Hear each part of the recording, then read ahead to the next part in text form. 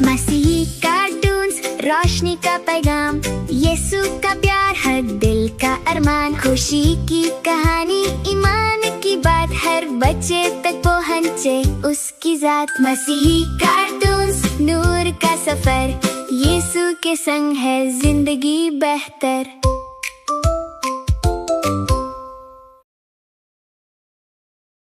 ईमान का मतलब ये है कि हम इस बात पर यकीन रखें जो हम देख नहीं सकते।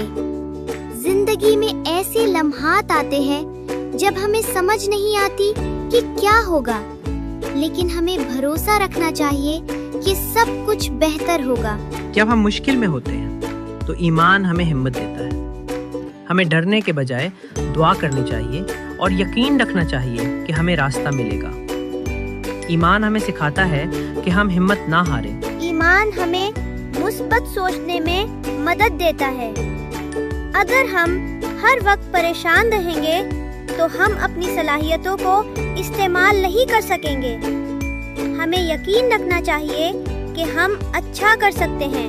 मेरे ख्याल में ईमान सिर्फ दिल में नहीं होना चाहिए, बल्कि हमारे आमाल में भी नजर आना चाहिए।